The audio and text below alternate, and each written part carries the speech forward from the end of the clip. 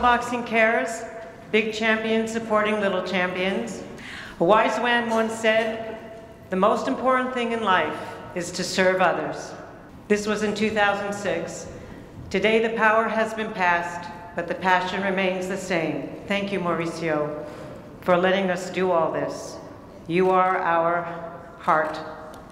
I had the privilege of being here at its birth when it was unanimously ratified by the World Boxing Council Board of Governors in 2006 as a way of making the WBC's global platform to help others. And we've done that. Made up of compassionate volunteers and champions in our WBC community, our mission is to inspire and improve the lives of others, especially children. And here are some of our champions and events. Sometimes that meant visiting gyms, or hospitals, and schools.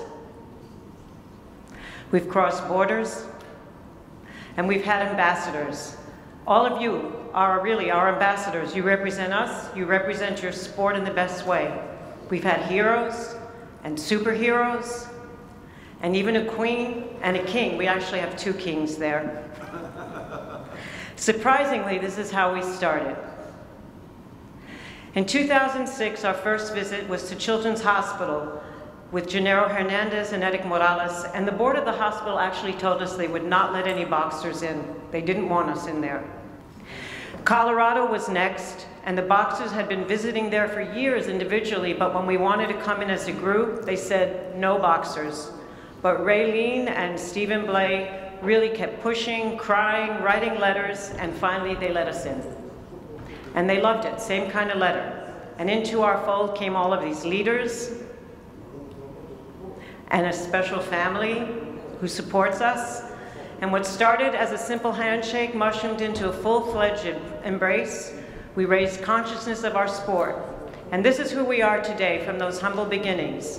Hublot, Beyond Sports, Washington, D.C., the race, and many, many, many more events that we do all around the world with recognition. And the side effects are amazing. We have built relationships, branding, doors have opened for us, we've improved medical and safety improvements, we have role models, we engage our athletes and connect them to the public, we align ourselves with other organizations and causes, and there's a sense of gratitude, of course, for the privilege of doing. Always remember that the things that we do come from all of our members. You are the driving wheel, and our WBC team keeps the wheels going. Now, do we make a difference? This is what's important. Teen suicide is the third largest killer of youth from 15 to 24. And in the 24 schools we support through Grace Napolitano and the Mental Health Task Force, there have been no suicides. Many statistics show that juvenile crime goes down when the youth are diverted to positive activities. This is from Two Nations, One Dream. In Kansas City, there were a 2/3 reduction in youthful offenders. This is just one of the beautiful programs. And crime among juvenile offenders is drastically reduced, some say by 67%, when they are introduced to the principles of our sport: respect, discipline, sportsmanship.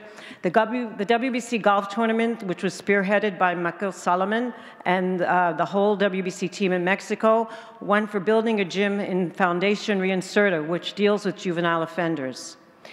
We encourage clean living. We support the New York Golden Gloves, the largest amateur tournament of its kind, and of the 5,000 youth that were tested, only 50 failed the drug test. That is quite amazing.